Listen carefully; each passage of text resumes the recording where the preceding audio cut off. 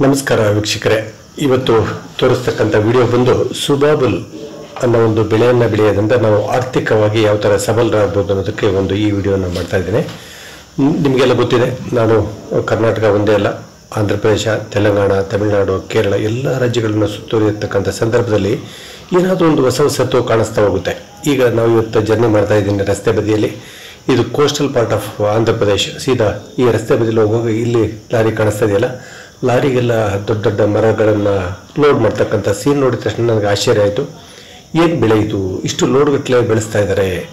ಈ ರಸ್ತೆಯಲ್ಲಿ ಹೋಗ್ತಕ್ಕಂಥ ಲಾರಿಗಳಲ್ಲಿ 60-70% ಲಾರಿಗಳು ಬರೀ ಸುಬಾಬುಲ್ ಮರಗಳನ್ನು ತಗೊಂಡೋಗುವಂಥ ಲಾರಿಗಳೇ ಕಾಣಿಸ್ತಾ ಇತ್ತು. ನನಗೆ ತುಂಬ ಕುತೂಹಲ, ಆಶ್ಚರ್ಯ ಆಯಿತು. ಏನು ಇದು ಅನ್ನೋದ್ರ ಬಗ್ಗೆ ನಾನು ಆಳಕ್ಕೆ ಅಧ್ಯಯನ ಮಾಡಲಿಕ್ಕೆ ಹೋದೆ. ನಾನು ವಿಜಯವಾಡ ಕಡೆ ಜರ್ನಿ ಮಾಡ್ತಕ್ಕಂಥ ಸಂದರ್ಭದಲ್ಲಿ ತೆಗೆದಂಥ ಒಂದು ವಿಡಿಯೋಗಳಿದೆಯಲ್ಲ, ಸುಬಾಬುಲ್ ಪ್ಲಾಂಟೇಶನ್. ಸುಬಾಬುಲ್ ಅಂದರೆ ನಿಮಗೆಲ್ಲ ಗೊತ್ತಿರಲಿ, ಇದೊಂದು ನಮ್ಮಲ್ಲೂ ಎಲ್ಲ ಬೆಳೀತಕ್ಕಂಥದ್ದು, ಇದೆಲ್ಲ ಮೇಕೆ ಕುರಿಗಳಿಗೆ ಕೊಡ್ತಕ್ಕಂಥ ಒಂದು ಇದು ನ್ಯಾಚುರಲ್ ಆಗಿ ಬೆಳೀತಕ್ಕಂಥ ಒಂದು ಬೆಳೆ. ಇದು ಸರಳವಾಗಿ ಬೆಳಿಬೋದು. ಇದಕ್ಕೆ ನಾವು ಇಂಗ್ಲೀಷ್ ವರ್ಡು ಲುಸೆನ್ಸಿಯಾನ ಅಂತ ಹೇಳ್ತೀವಿ. ಇದು ಸುಬಾಬುಲ್ ಅನ್ನೋದು ತುಂಬ ಫಾಸ್ಟಾಗಿ ಗ್ರೋತ್ ಆಗುತ್ತೆ, ತುಂಬ ಫಾಸ್ಟು. ಇದು ಅತಿ ವೇಗವಾಗಿ ಬರೀ ಚಳಿಯಲ್ಲಿ ಗಾಳಿಯಲ್ಲಿರ್ತಕ್ಕಂಥ ತೇವಾಂಶದಲ್ಲಿ ಬೆಳೀತಕ್ಕಂಥದ್ದು. ಉಷ್ಣ ವಾತಾವರಣದಲ್ಲಿ ಸಾಕು, ಮಳೆಯಲ್ಲೇ ಬೆಳೀತದೆ. ನಾವು ಇದಕ್ಕೋಸ್ಕರ ಬೋರ್ವೆಲ್ ಹಾಕಬೇಕು, ಕೆರೆ ಮಾಡಬೇಕು, ಕಟ್ಟೆ ಮಾಡಬೇಕಂತ ಏನಿಲ್ಲ. ನಾವು ಇದನ್ನು ಯಾವ ಭಾಗದಲ್ಲಿ ಹೆಚ್ಚು ನೋಡೋದು ಅಂದರೆ ಖಮ್ಮಂ ಭಾಗದಲ್ಲಿ. ಈ ಒಂದು ತುಂಬ ಚೆನ್ನಾಗಿರ್ತದೆ. ಈ ಒಂದು ಖಮ್ಮಂ ಪ್ರದೇಶದಲ್ಲಿ ಈ ಬೆಳೆ ತುಂಬ ಚೆನ್ನಾಗಿ ಬರ್ತಕ್ಕಂಥ ನಾವು ನೋಡ್ಬೋದು. ಇದಕ್ಕೆ ಅವರು ಕೆಮಿಕಲ್ ಬೇಕಿಲ್ಲ, ಎಂಥದ್ದು ಬೇಕಿಲ್ಲ. ಈ ಸುಬಾಬುಲ್ ಗಿಡಗಳನ್ನ ನೋಡ್ತಾ ಇದ್ರಲ್ಲ, ಇದು ಸಾಧಾರಣ ಒಂದು ಮಾರ್ಚ್ ಏಪ್ರಿಲಲ್ಲಿ ಇದನ್ನು ಮಳೆಗಾಲಕ್ಕೆ ಮುಂಚೆ ಇದನ್ನೆಲ್ಲ ರೆಡಿ ಮಾಡ್ಕೊಳ್ತಾರೆ. ಗಿಡದ ಅಂತರ ನಮ್ಮ ಮೇಲೆ ಡಿಪೆಂಡ್. ಅಟ್ಲೀಸ್ಟು ಒಂದು 2 ಅಡಿ ಅಂತರ ಇಟ್ಕೊಂಡ್ರೆ ಬೆಟರ್. ಗಿಡದಿಂದ ಗಿಡಕ್ಕೆ ಇಷ್ಟು ಅಂತರ. ಒಂದು ಟ್ರ್ಯಾಕ್ಟರ್ ಫ್ಲೋ ಓಡಾಡೋಕ್ಕೆ ಜಾಗ ಇದ್ದರೆ ಭಾಳಷ್ಟು ಒಳ್ಳೆಯದು. ಯಾಕೆಂದರೆ ಟ್ರ್ಯಾಕ್ಟರ್ ಫ್ಲೋ ಆದರೆ ಗಿಡಕ್ಕೆ ಗಾಳಿ ಬೆಳಕು ಎಲ್ಲ ಸಿಗುತ್ತೆ. ನಾವು ಬೇಕಾದ್ರೆ ಮಧ್ಯದಲ್ಲಿ ಒಂದು ಕಲ್ಟಿವೇಟ್ ಮಾಡಲಿಕ್ಕೆ ಸರಳ ಆಗುತ್ತೆ. 1 ವರ್ಷದವರೆಗೂ. 1 ವರ್ಷದ ನಂತರ ಯಾವುದೂ ಕಳೆ ಇದರಲ್ಲಿ ಬೆಳೀಲಿಕ್ಕೆ ಚಾನ್ಸ್ ಇಲ್ಲ, ಯಾಕಂದ್ರೆ ಪೂರ್ತಿ ನೆರಳು ಕವರ್ ಆಗುತ್ತೆ. ಈ ಥರ ಸುಬಾಬುಲ್ ಬೆಳೆಯನ್ನು ನಮಗೆ ಬೆಳೀಲಿಕ್ಕೆ ಅವಕಾಶಗಳಿದೆ. ಇದು ಎಲ್ಲ ಕಡೆಗೂ ಬೆಳೀಬೋದು. ನನ್ನ ಪ್ರಕಾರ ತುಂಬ ಮಳೆ ಬೇಕು ಅಂತ ಹೇಳಿಲ್ಲ. ಒಂದು 600 ಮಿಲಿಮೀಟರ್ ಮಳೆ ಬರುವಂಥ ಪ್ರದೇಶದಲ್ಲಿ ತುಂಬ ಅದ್ಭುತವಾಗಿ ಬರ್ತದೆ. ಮತ್ತು 600ರಿಂದ 1700, 1800 ಮಿಲಿಮೀಟರ್ ಮಳೆವರೆಗೂ ಇದನ್ನು ಬೆಳೆಯೋಕ್ಕೆ ಸಾಧ್ಯತೆ ಇದೆ. Coastal part of Andhra Pradesh, ಒಂದು ಸಮುದ್ರದ ಬದಿಯಲ್ಲಿರ್ತಕ್ಕಂಥ ಪ್ರದೇಶದಲ್ಲಿ ಇದು ತುಂಬ ಚೆನ್ನಾಗಿ ಬರ್ತದೆ. ನಾವು ಇದನ್ನು ನೆಲ್ಲೂರು ಪಾರ್ಟಲ್ ಕಡೆ ನೋಡ್ಬೋದು, ಗುಂಟೂರು ಕಡೆ ನೋಡ್ಬೋದು, ಕೃಷ್ಣಾದಲ್ಲಂತೂ ತುಂಬಿ ಇದೆ, ಇಲೂರಲ್ಲಿ ನೋಡ್ತೀವಿ, ಮತ್ತು ಒಂಗೋಲ್ ಕಡೆನೂ ಕೆಲವೊಂದು ಪಾಕೆಟ್ಸ್ ಇದೆ. ಎಸ್ಪೆಷಲಿ ವಿಜಯವಾಡ ಸುತ್ತಮುತ್ತ ಕಮ್ಸೆ ಕಮ್ ಒಂದು 200 ಕಿಲೋಮೀಟರ್ ರೇಡಿಯಸಲ್ಲಿ ಎಲ್ಲಿ ನೋಡಿದ್ರು ಕರಿ ಎಲ್ಲ ಭೂಮಿಗಳಲ್ಲೆಲ್ಲ ಬರೀ ಸುಬಾಬಲ್ನೂ ನೋಡ್ಬೋದು. ಸುಬಾಬುಲ್ ಪ್ಲಾಂಟೇಶನ್ ಮರಗಳನ್ನು ಬೆಳೆಸುತ್ತೆ, ಕಾಡು ಅಂತ ಹೇಳ್ಬೋದು, ಸುಬಾಬುಲ್ ಕಾಡು ಅಂತ. ಹಾಗಾಗಿ ಒಂದು ವಿಜಯವಾಡಕ್ಕೆ ಒಂದು ವರದಾನ ಅಂತ ಹೇಳಲಿಕ್ಕೆ ಇಷ್ಟಪಡ್ತೇನೆ. ಎಲ್ಲಿ ನೋಡಿದ್ರು ಕಾಡ್ತಾನೆ ಕಾಣ್ತಾರೆ. ಪ್ರತಿಯೊಬ್ಬ ರೈತ 2, 3, 5, 10 ಎಕರೆ ಪೂರ್ತಿ ಸುಬಾಬುಲ್ ಪ್ಲಾಂಟೇಶನ್ ಮಾಡ್ಕೊಂಡ್ಬಿಟ್ಟು ಒಂಥರ ವೈಟ್ ಕಾಲರ್ ಜಾಬ್ ಅಂತ. ಈ ರೈತನಿಗೆ ಯಾವುದೇ ಕಷ್ಟ ಶ್ರಮ ಇಲ್ಲ. ಗಿಡ ಬಂದು ನೆಟ್ಟು ಬಂದುಬಿಟ್ರೆ ನೆಕ್ಸ್ಟ್ ಇದು ಮರ ಆಗಿ ಆತನ ಲೈಫ್ ಟೈಮ್ ಆತನ ಸಾಕ್ತಾ ಹೋಗ್ತದೆ. ಯಾವುದೇ ಥರದ ಭೂಮಿಯಲ್ಲಿ ಬೆಳಿಬೋದು. ಅಸಿಡಿಕ್ ಸಾಯಿಲ್ ಅಂತ ಹೇಳ್ತೀವಿ. ಭೂಮಿಯಲ್ಲಿ ಸ್ವಲ್ಪ pH ಅಂಶ ಜಾಸ್ತಿ ಇದ್ದರೆ ಅಷ್ಟು ಒಳ್ಳೆ ಇಳುವರಿ ಬರಲ್ಲ. ಇದು ಸಾಧಾರಣ 1 ಎಕರೆಗೆ 1 kg ಅಷ್ಟು ಬೀಜ ಬೇಕಾಗ್ತದೆ. ಕೆಲವು 20 ಸೆಂಟಿಮೀಟರ್ ಇಂಟರ್ವಲ್ ಅಂತ ಹೇಳ್ತೀವಿ. ನಮ್ಮ ಈ ಒಂದು ಪ್ರಕಾರ ಮಾಡ್ಕೊಂಡಿದ್ದಾದರೆ 1 ಎಕರೆ ನನ್ನ ಪ್ರಕಾರ 1,000 ಗಿಡಗಳನ್ನು ನೆಡಬಹುದು 1 ಎಕರೆ ಲೆಕ್ಕಾಚಾರದಲ್ಲಿ. ಇದು ಎಲ್ಲಿಗೂ ನಮಗೆಲ್ಲ ಗೊತ್ತಿದೆ. ಇದನ್ನು ಮೇಕೆ, ಕುರಿ, ಹಸುಗಳು ಎಲ್ಲದೂ ತಿಂತಕ್ಕಂಥದ್ದು. ಅದನ್ನು ನಾವು ಬೇಕಾದ್ರೆ ಕಾಡಲ್ಲೇ ಬಿಡ್ಬೋದು. ಅದರ ಹುಲ್ಲಲ್ಲಿ ಅದು ಆರಾಮಾಗಿ ಸರ್ವೆ ಆಗ್ತಾ ಹೋಗ್ತದೆ. ಇದು ತುಂಬ ಚೆನ್ನಾಗಿ ಬರ್ತದೆ. 3 ವರ್ಷ ಕಾಯಬೇಕು. ಈಗ ನಾವು ಬೀಜ ಹಾಕಿದ ಮೇಲೆ ಸಣ್ಣ ಸಸಿಯಾಗಿ, ಸಣ್ಣ ಗಿಡ ಆಗಿ, ಮತ್ತೆ ಒಂಚೂರು ಎತ್ತರಕ್ಕಾಗಿ ಒಂದು 3 ವರ್ಷ ನಾವು ಕಾದಿದ್ದೆ ಆದರೆ ಒಂದು ಯಾರಿಗೆ 30 ಟನ್ಗಿಂತಲೂ ಜಾಸ್ತಿ ಬರ್ತದೆ. ಸಾಕಷ್ಟು ಕಡೆ ಮರವನ್ನು ಬೆಳೆಸ್ಕೋಬಹುದು. ಇಲ್ಲಾಂದ್ರೆ ಬೇಕಾದಂತ மர வகையை பத்தி பார்ப்போம். இந்த மர வகையில பாத்தீங்கன்னா இந்த சுபாபுல் அல்லது சவுண்டர்னு சொல்லுவாங்க. அதுக்கு அடுத்து அகத்தி இருக்கு, பேரிசை இருக்கு. மர வகையை பொறுத்தவரையிலும் பெரும்பாலான பண்ணைகள் என்ன பண்ணுவாங்க, ಪಶುಗಳಿಗೆ ಒಂದು ಆಹಾರ ಕೊಡುವಂತ ಒಂದು ಬೆಳೆ ಆಗಿರ್ತದೆ.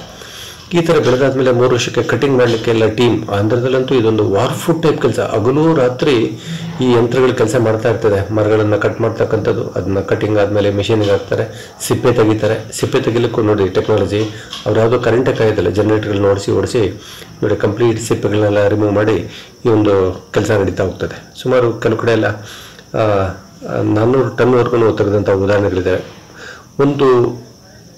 ಒಂದು ಎಕರೆಗೆ 3 ವರ್ಷಕ್ಕಾದ್ಮೇಲೆ 1 ಎಕರೆಗೆ 1 ಲಕ್ಷ ಅನ್ನೋದು ಒಂದು ತಂಬು ರೂಲ್. ಆಂಧ್ರದಲ್ಲಿ ಎಲ್ಲಿ ಕೇಳಿದ್ರು ಸುಬಾಬುಲ್ ಬೆಳೆಗಾರರು ಹೇಳ್ತಾರೆ, ಸರ್ ಒಂದು ಸಾರಿ ನಾವು ಈ ಬೆಳೆಯನ್ನು ನೆಟ್ಟಿದ್ದೆ ಆದರೆ ಪ್ರತಿ 3 ವರ್ಷಕ್ಕೊಂದ್ಸರಿ ನಮ್ಗೆ 1 ಲಕ್ಷ ದುಡ್ಡು ಬರ್ತಾ ಹೋಗುತ್ತೆ. ಅವರೇ 1 ಲಕ್ಷ ದುಡ್ಡು ಕೊಟ್ಟು ಅವರೇ ಪ್ರೋಸೆಸ್, ಕಟಿಂಗು ಅವ್ರದ್ದೇ, ಯಾರು ಕಂಪ್ನಿ ಕಡೆಯಿಂದ. ಇದೆಲ್ಲ ಫ್ಯಾಕ್ಟ್ರಿಗಳಿಗೆ ಹೋಗ್ತದೆ. ನಮ್ಮ ಕೃಷ್ಣ ಏನು ವಿಜಯವಾಡ ಸುತ್ತಮುತ್ತಲಿರ್ತಕ್ಕಂಥ ಪೇಪರ್ ಮಿಲ್ಸ್ ಆಗ್ಬೋದು, ಪ್ಲೇವುಡ್ ಫ್ಯಾಕ್ಟ್ರಿಗಳಿಗೆ ಸರ್ವಜ್ ಆಗ್ತಕ್ಕಂಥದ್ದು.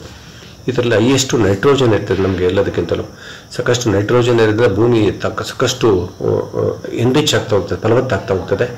ಕಾಗದ ತಯಾರಿಕೆಯೊಳಗೆ ನಮ್ಮ ದಕ್ಷಿಣ ಭಾರತದಲ್ಲಿ ಒಂದು ತಮಿಳುನಾಡು ಬಿಟ್ಟರೆ ಪೇಪರ್ ಮೇಲ್ಗೆ ಇದು ಸಹ ಹೆಸರುವಾಸಿ ಆಗಿದೆ. ವಿಜಯವಾಡ ಒಂದು ಶುಷ್ಕವಾದಂಥ ವಾತಾವರಣದಿಂದ ಕಾಗದ ತಯಾರಿಕೆಯಲ್ಲಿ ಸುಬಾಬುಲ್ ತುಂಬ ಒಂದು ಹೆಸರುವಾಸಿಯಾಗಿದೆ.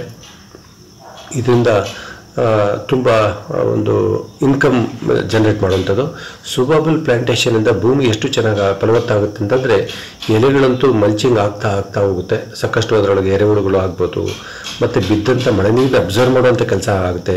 ಮತ್ತು ಬೇರುಗಳಂತೂ ಆಳಕ್ಕೆ ಹೋಗುತ್ತೆ, ಮತ್ತು ಭೂಮಿ ರಿಚ್ ಆಗ್ತಾ ಹೋಗ್ತದೆ. ನೀವು ಒಂದು ಸಾರಿ ಸುಬಾಬುಲ್ ಬೆಳೆದ್ರೆ ಭೂಮಿಯ ಫಲವತ್ತತೆ ಅಂತೂ ತುಂಬ ಚೆನ್ನಾಗಾಗುತ್ತೆ. ಮತ್ತು ಪ್ರಾಣಿ ಪಕ್ಷಿಗಳಿಗೆ ಎಲ್ಲದಕ್ಕೊಂದು ತಂಗು ದಾಣ ಆಗ್ತದೆ.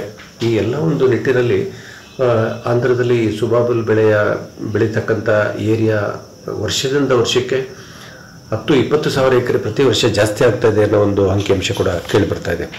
ಕೆಲವರು ಹೇಳ್ತಾರೆ ಈ ಸುಬಾಬುಲ್ ಬೆಳೆಯಿಂದ ಮಳೆಯ ಪ್ರಮಾಣನೂ ಜಾಸ್ತಿ ಆಗುತ್ತೆ ಅಂತ. ಕಾರಣ ಏನಾಗ್ತಂದ್ರೆ ನಾವು ಒಬ್ರು ಕಟ್ ಮಾಡಿದ್ರೆ ಇನ್ನೂ 10 ಜನ ಬೆಳೆಸಿರ್ತಾರೆ. ಹಾಗಾಗಿ ಒಂದು ಕಾಡಿನ ಸೃಷ್ಟಿ, ಒಂಥರ ನಾವೇನು ಮಿಯಾವಾಕಿ ಫಾರೆಸ್ಟ್ ಅಂತ ಹೇಳ್ತೀವಲ್ಲ, ಆ ದೃಷ್ಟಿಯಲ್ಲಿ ಹೇಳಿದಾದ್ರೆ ಈ ಒಂದು ಸುಬಾಬುಲ್ ಇರ್ತಕ್ಕಂಥ ಪ್ಲಾಂಟೇಶನ್ ಕಾಡನ್ನು ಎಲ್ಲೂ ಮಣ್ಣಿನ ಸವಕಳಿ ಆಗೋದಿಲ್ಲ. ಮಳೆ ನೀರನ್ನು ಭೂಮಿಗೆ ಇಂಗಿಸ್ತಕ್ಕಂಥ ಕೆಲಸ ಮಾಡ್ತದೆ. ಸುಬಾಬುಲ್ ಪ್ಲಾಂಟೇಶನ್ ಇದ್ದಂಥ ಪ್ರದೇಶದಲ್ಲಿ ಅಕ್ಕಪಕ್ಕದಲ್ಲಿ ಎಷ್ಟೋ ಜನ ಬಾವಿ ತೆಗೆದ್ರೆ ಬಾವಿಯಲ್ಲೇ ನೀರು ನೋಡ್ತಾ ಇದ್ವಿ. ಅಂದರೆ ಬೋರ್ಗಳಿಗೆ ಹೋಗುವಂಥ ಸಂದರ್ಭ ಬರೋದೇ ಇಲ್ಲ. ಅಷ್ಟು ಅಂತರ್ಜಲವನ್ನು ಮೇಲೆ ಎತ್ತಲಿಕ್ಕೆ, ಮಳೆ ನೀರನ್ನ ಭೂಮಿಗೆ ಇಂಗಿಸ್ಲಿಕ್ಕೆ ಸುಬಾಬುಲ್ ಒಂದು ಬೆಳೆ ಒಂದು ಕಾರಣ ಆಗ್ತಾ ಇದೆ. ನೋಡಿ ಈ ಜಾಗದಲ್ಲಿ ನೀವು ನೋಡ್ತಾ ಇದ್ರಲ್ಲ, ಇಷ್ಟು ಲೋಡ್ ಗಟ್ಟಲೆ, 1000 ಲೋಡ್ ಒಂದು ದಿವಸಕ್ಕೆ, ಅಷ್ಟು ದೊಡ್ಡ ವಹಿವಾಟು ಮಾಡ್ತಕ್ಕಂಥ ಪ್ರೊಸೆಸಿಂಗ್ ಮಾಡ್ತಕ್ಕಂಥ ಟೀಮ್ ಬಂದುಬಿಟ್ಟು ಅಲ್ಲೇ ಕ್ಯಾಂಪ್ ಆಗ್ತಾರೆ. ಇವರು ಲಾರಿ ಬಂದು ನಿಂತ ಮೇಲೆ ಅವ್ರು ಹೇಳ್ತಾರೆ ವಿತಿನ್ 10 ಅವರ್ಸ್ ಲೋಡ್ ಮಾಡಿ ಕಳಿಸ್ಕೊಡ್ಬೇಕು. ಅಂದರೆ ಅಷ್ಟು ಬೇಗ ಕಟಿಂಗ್ ಮಾಡಿ ಪ್ರೊಸೆಸ್ ಮಾಡಿ ಲೋಡ್ ಮಾಡೋಷ್ಟು ಟೀಮ್ಗಳು, ತಂಡಗಳು ಇಲ್ಲಿ ರೆಡಿ ಆಗ್ತಾಯಿದೆ. ಸುಬಾಬುಲ್ನ ಬೇರೆ ಬೇರೆ ಹಂತದಲ್ಲಿ ನೋಡ್ಬೋದು. ಇದು ಜಸ್ಟ್ 2 ವರ್ಷದ ತೋಟ, ಇದು ಆಲ್ರೆಡಿ ಪ್ಲಾಂಟೇಶನ್ ಕಡಿಲಿಕ್ಕೆ ಬಂದಿರ್ತಕ್ಕಂಥ ತೋಟ. ಈ ಥರ ಬೇರೆ ಬೇರೆ ಅಂಗಲ್ಗಳಲ್ಲಿ ನೋಡ್ತಾ ಹೋದರೆ ಎಲ್ಲಿಂದ ಎಲ್ಲಿವರೆಗೂ ನೋಡಿದ್ರೂ ಸುಬಾಬುಲ್ ಪ್ಲಾಂಟೇಶನ್ ವಿಜಯವಾಡ ಸುತ್ತಮುತ್ತಲ ಪ್ರದೇಶದಲ್ಲಿ. ನನ್ನ ಪ್ರಕಾರ ವಿಜಯವಾಡದಿಂದ ಸಾಧಾರಣ ಒಂದು 200 ಕಿಲೋಮೀಟರ್ ವ್ಯಾಪ್ತಿಯ ಒಳಗೆ ರೈತರು ಕೃಷಿಗಿಂತಲೂ ಈ ಬೆಳೆಗಳಿಗೆ ಹೆಚ್ಚು ಒತ್ತು ಕೊಡ್ತಾ ಇದ್ದಾರೆ. ಅಂದರೆ ಒಂದು ಆಹಾರದ ಬೆಳೆಗಳು ಕಡಿಮೆ ಆಗ್ತದೆ ಅಂತ ಕೂಡ ಹೇಳ್ಬೋದು. ಯಾಕಂದರೆ ಇದಕ್ಕೆ ಹೆಚ್ಚು ಒತ್ತು ಕೊಡ್ತಾ ಇದ್ದಾರೆ. ಇದೆಲ್ಲ ಕೆಲವು ವೇರ್ ಹೌಸ್ಗಳು, ಅದರ ಜೊತೆಯಲ್ಲಿ ವೇರ್ ಹೌಸ್ ಅಂದರೆ ಅಲ್ಲೆಲ್ಲ ಮಿರ್ಚಿ, ಟ್ಯಾಮರಿಂಡ್, ಹುಣಸೆಹಣ್ಣು ಇಂಥದ್ದನ್ನೆಲ್ಲ ಬೆಳೆದಿದ್ದಕ್ಕೋಸ್ಕರವಾಗಿ ಈ ವೇರ್ ಹೌಸ್ಗಳಲ್ಲಿ ಇರ್ತಕ್ಕಂಥದ್ದು ಸಹ ನಾನು ಕೆಲವೊಮ್ಮೆ ವಿಡಿಯೋದಲ್ಲಿ ತೋರಿಸಿದ್ದೀನಿ. ಈ ಥರ ಲೋಡ್ ನೋಡಿ ಎಷ್ಟು ಬ್ಯೂಟಿಫುಲ್ಲಾಗಿ ಲೋಡ್ ಮಾಡ್ತಾರೆ. ಅಂದರೆ ಲೋಡ್ ಮಾಡುವಂಥದ್ದು ಒಂದು ತಂಡನೇ ಇರ್ತದೆ. ಈ ಥರ ಸುಬಾಬುಲ್ ಬೆಳೆಯೋದ್ರಿಂದ ಒಂದು ಕಾಗದ ಕಾರ್ಖಾನೆಗೆ ಇದಾಗುತ್ತೆ. ಲಕ್ಷಾಂತರ ಜನಗಳಿಗೆ ಒಂದು ಉದ್ಯೋಗ ಕೊಡುವಂಥದ್ದು ಸಹ ಅನುಕೂಲ ಆಗುತ್ತೆ. ಮತ್ತು ರೈತರಿಗೆ ಆರ್ಥಿಕವಾಗಿ ನಾವು ಔಷಧಿ ಹೊಡಿಬೇಕು, ಗೊಬ್ಬರ ಹಾಕಬೇಕು, ಮತ್ತು ಡ್ರಿಪ್ಲೈನ್ ಹಾಕಬೇಕು, ಸ್ಪ್ರಿಂಕ್ಲರ್ ಹಾಕಬೇಕು, ಬೋರ್ವೆಲ್ ಫೇಲ್ಯೂರ್ ಆಯಿತು, ಪಾಯಿಂಟ್ ಮಾಡೋದು ಸಿಕ್ಕಿಲ್ಲ, ಅಂತರ್ಜಲ ಖಾಲಿ ಆಯಿತು, ಇವ್ಯಾವುದೂ ಟಾಸ್ಕ್ ಇಲ್ಲ. ಯಾಕಂದರೆ ಇದು ಮಳೆ ನೀರನ್ನು, ಬಿದ್ದಂಥ ನೀರನ್ನು ಅದೇ ಜೋಪಾನ ಮಾಡಿಕೊಂಡು ಅದೇ ನೀರನ್ನ ಭೂಮಿಯಲ್ಲಿ ಸಂಗ್ರಹಿಸಿ ಅದೇ ನೀರೊಳಗೆ ಬೆಳೀತಕ್ಕಂಥ ಒಂದು ಸಾಮರ್ಥ್ಯ ಈ ಸುಬಾಬುಲ್ ಬೆಳೆ. ಇದು ತುಂಬ ಸೂಕ್ಷ್ಮವಾದ ಬೆಳೆ ಅಂತೇಳಿ, ತುಂಬ ಗಟ್ಟಿ ಏನಲ್ಲ. ನಾವು ಆರಾಮ್ಸೆ JCB ಯಂತ್ರಗಳು ಕೂಡ ಬೇಕಿಲ್ಲ, ನಾವು ಕೈಯಲ್ಲೇ ಮಚ್ಚು ಕುಡುಗೋಲುಗಳಿಂದ ಕಟ್ ಮಾಡಿ ಇದನ್ನು ಹಾರ್ವೆಸ್ಟಿಂಗ್ ಮಾಡ್ಕೊಳ್ಳಲಿಕ್ಕೆ ಸಾಧ್ಯತೆಗಳಿದೆ. ಭೂಮಿ ಫಲವತ್ತತೆ ಚೆನ್ನಾಗಿದ್ದರೆ ದಪ್ಪ ಜಾಸ್ತಿ ಬರ್ತದೆ, ತೂಕ ಚೆನ್ನಾಗಾಗ್ತದೆ.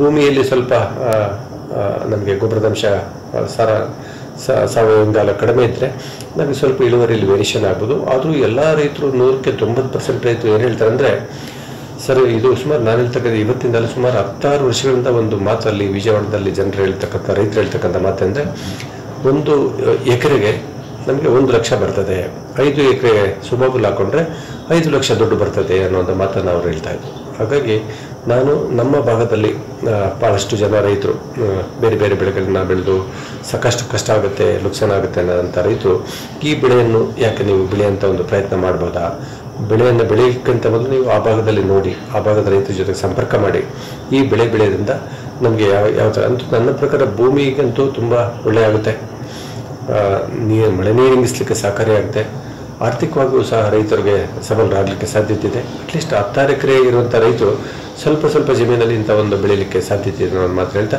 ಸುಬಾಬುಲ್ ಬಗ್ಗೆ ನನಗೆ ಇನ್ನೂ ಹೆಚ್ಚಿನ ಮಾಹಿತಿಗಳು ಬೇರೆ ಬೇರೆ ಕಂಟೆಂಟ್ ತಂದಿದ್ದೀನಿ. ಮುಂದಿನ ವೀಡಿಯೋದಲ್ಲಿ ನಿಮಗೆಲ್ಲ ಅದನ್ನು ಬ್ರೀಫ್ ಮಾಡಿ ಎಕ್ಸ್ಪ್ಲೇನ್ ಮಾಡ್ತಾ ಹೋಗ್ತೀನಿ. ನಮಸ್ಕಾರ.